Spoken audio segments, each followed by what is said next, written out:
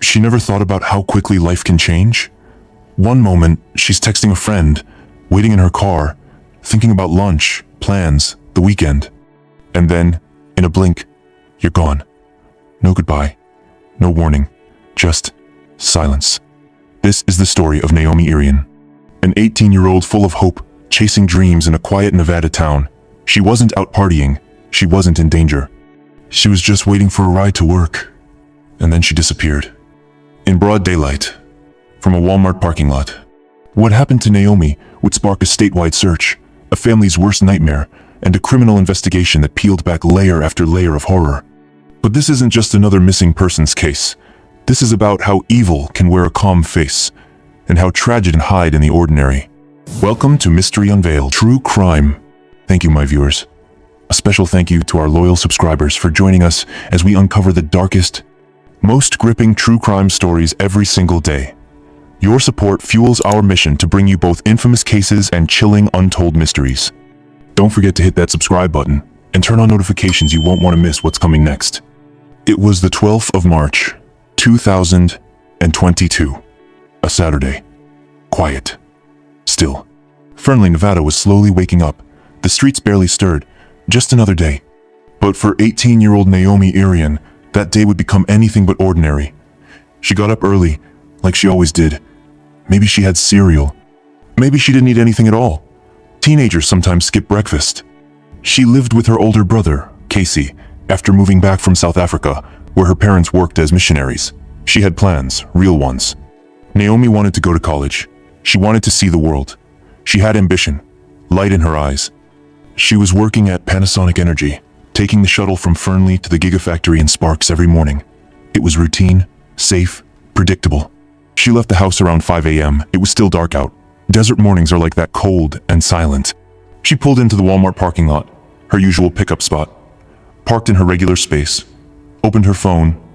Maybe she was scrolling through TikTok. Maybe replying to a friend. There was nothing unusual, nothing strange. But something was already watching her. At 5:24 a.m., surveillance footage captured Naomi sitting in her car, alone. At 5:25, a man appeared. He walked with eerie calm, hood up, hands in his pockets. He didn't run, didn't rush. He just walked straight toward her car. Naomi Irion wasn't a celebrity. She didn't have millions of followers or a Netflix documentary waiting for her. She was just a girl, a sister, a daughter, a friend, living a quiet life in a quiet town. But it's always the ordinary ones, the ones who seem safest, the ones who seem untouchable. Naomi was born in Houston, Texas, the youngest in a family of 5 kids. Her childhood was filled with moving around from the U.S. to South Africa and back again following her parents' missionary work. That kind of upbringing teaches you to adapt, to stay strong, to find your identity in new places. And Naomi did. She bloomed. She loved anime, laughed hard, posted silly videos online. She dreamed about going to college, getting into journalism or international relations.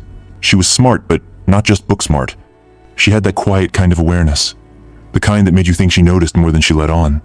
But, like so many 18-year-olds, she was in that in-between phase of life. Not a kid anymore, but not quite fully independent.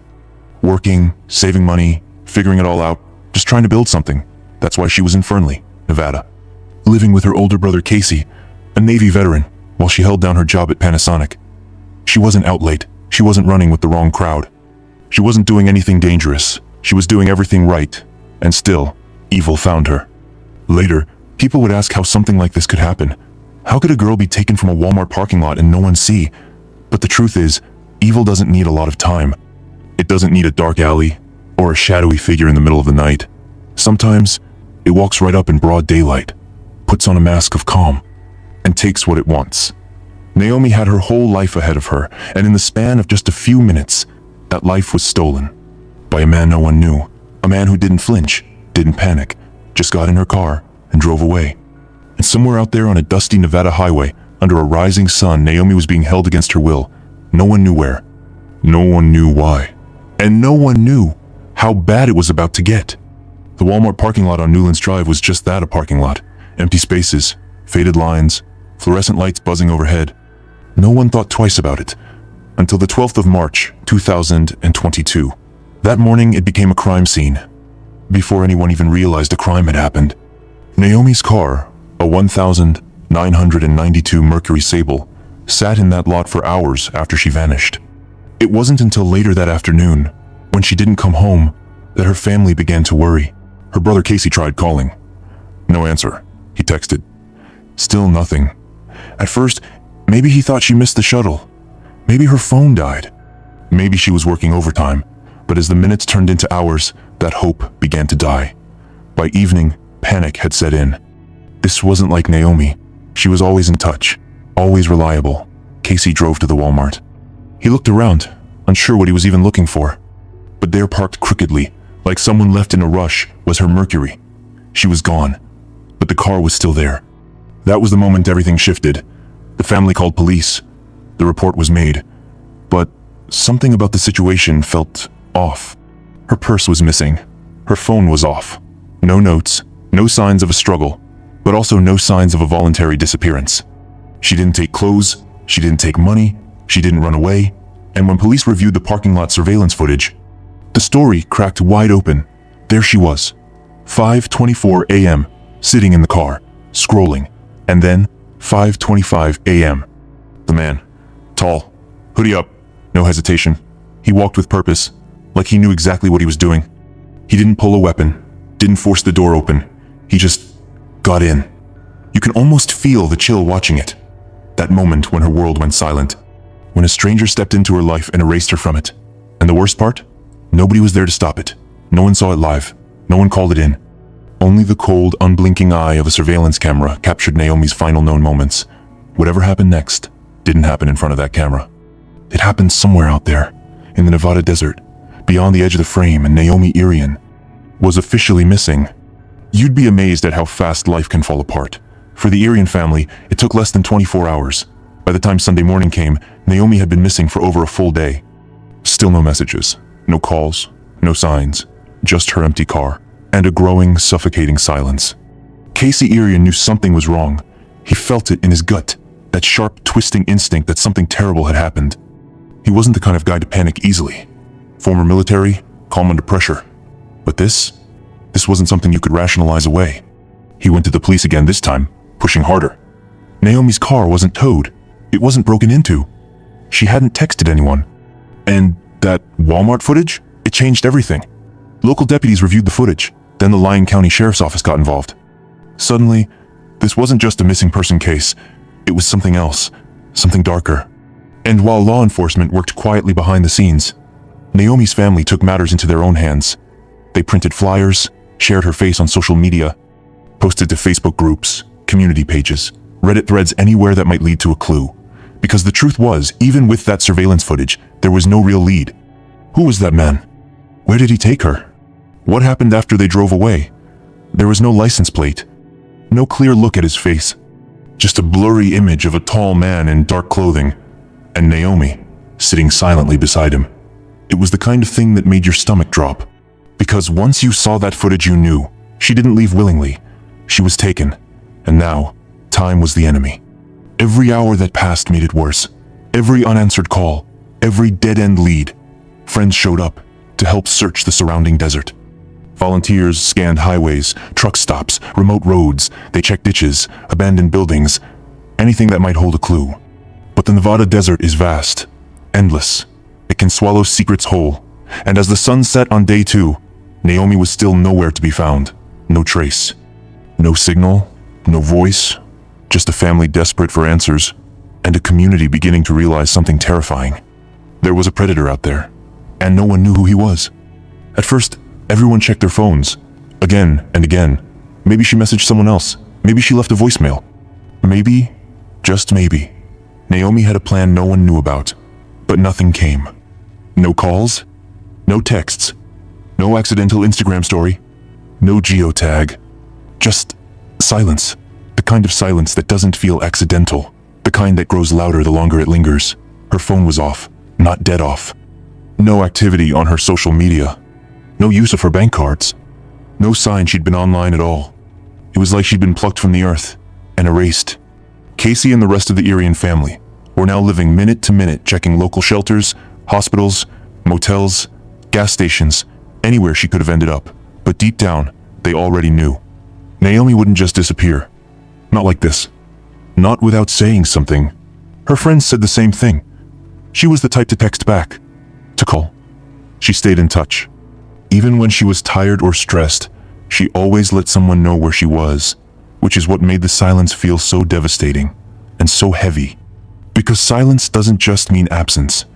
It means danger. It means a clock is ticking somewhere, and no one knows when it stops. And that's when law enforcement shifted gears.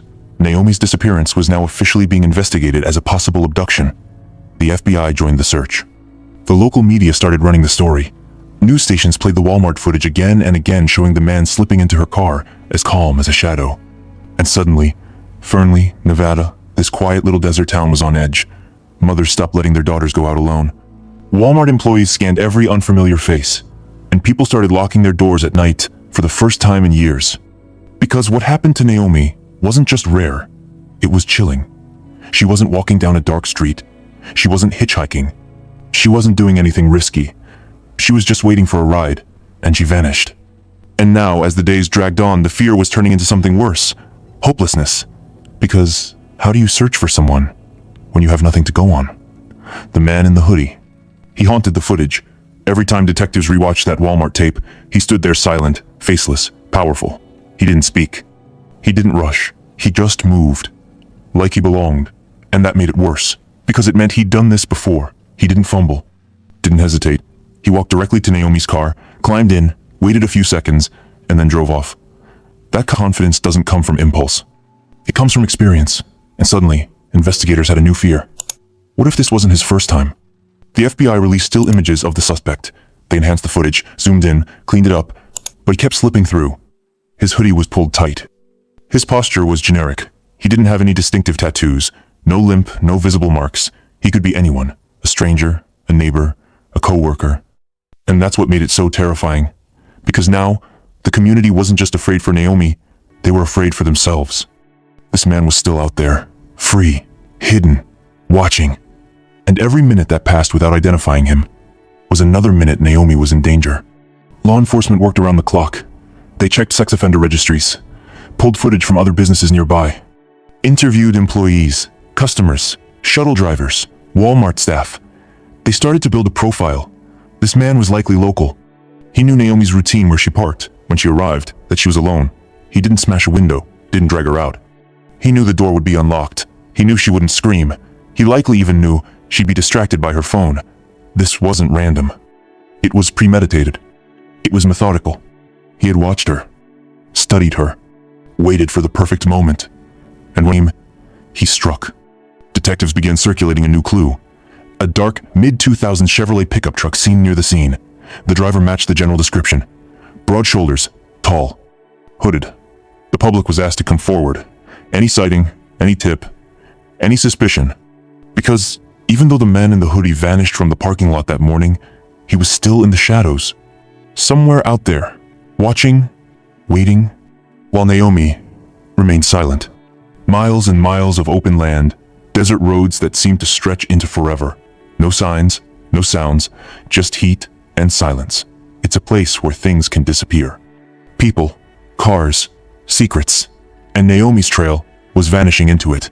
By day 4, law enforcement had turned to the landscape itself. Drones were deployed.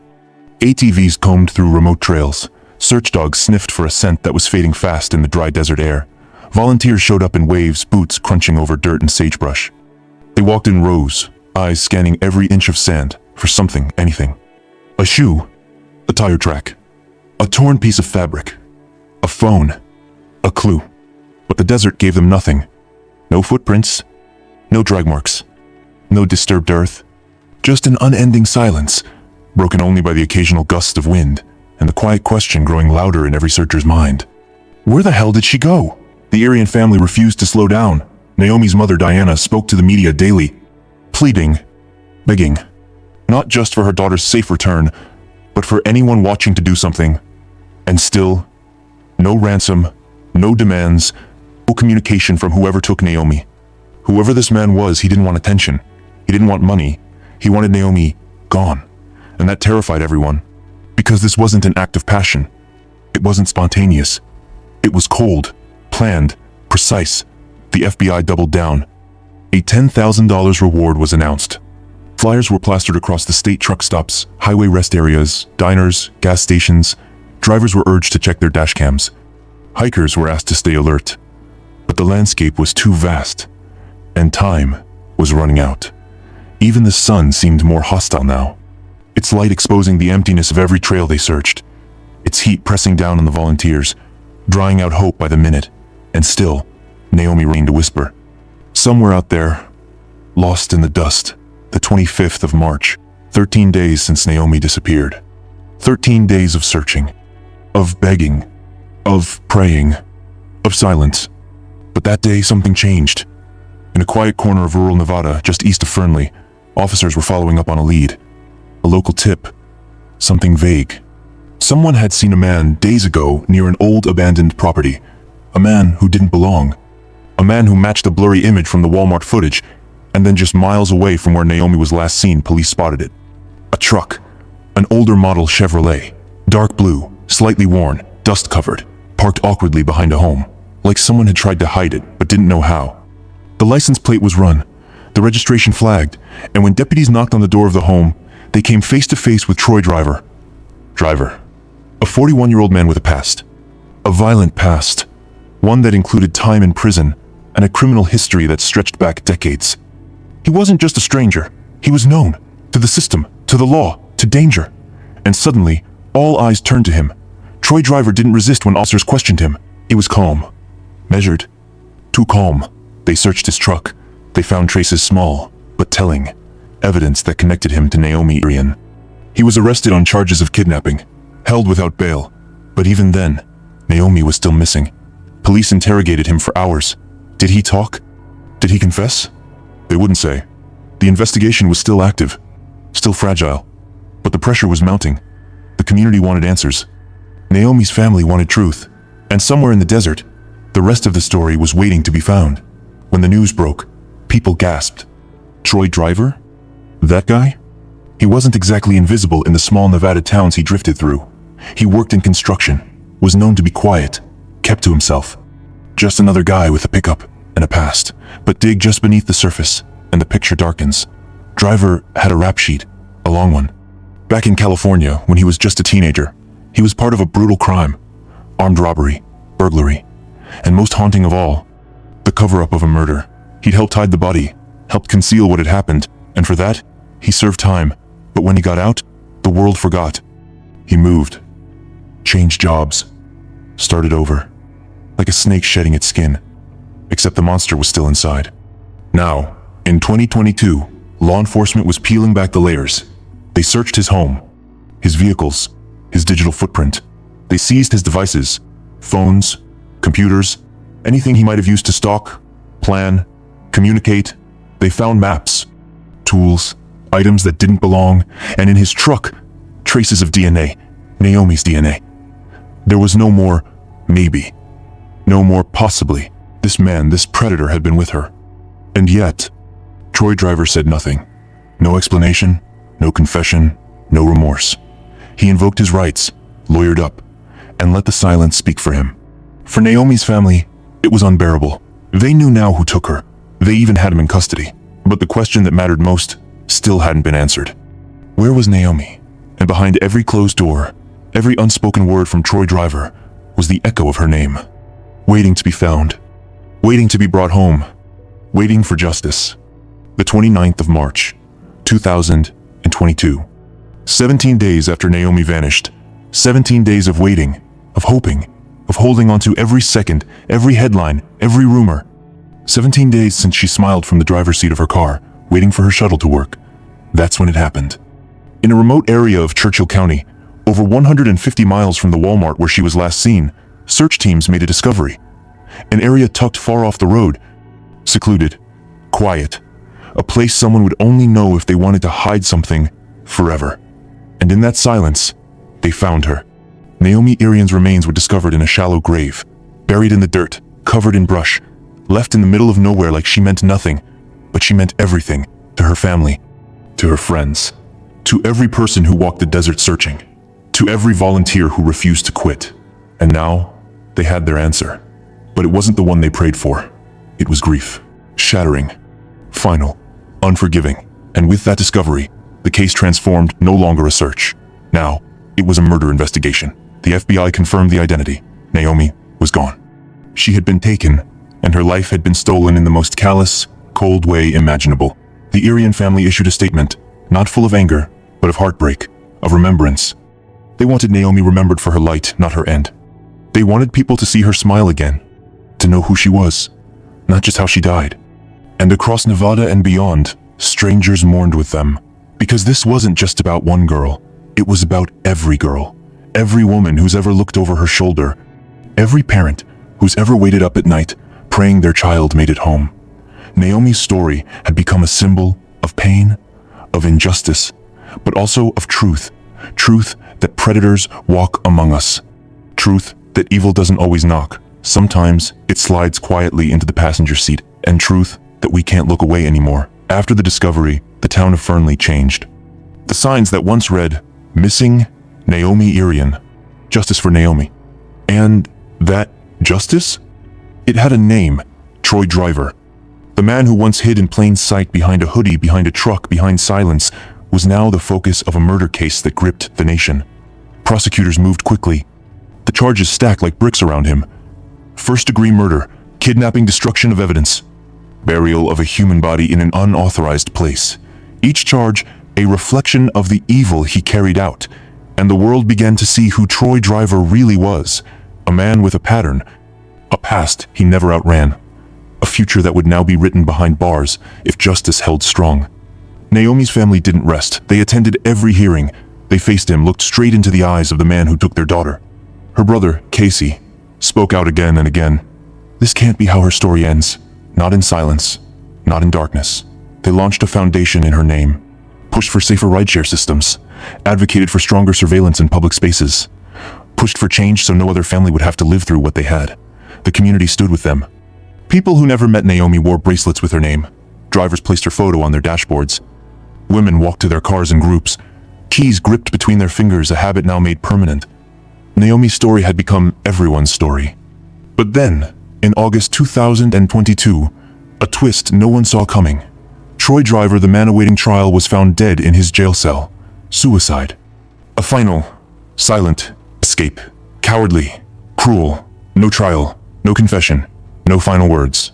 He took the truth with him, the details, the why, the how.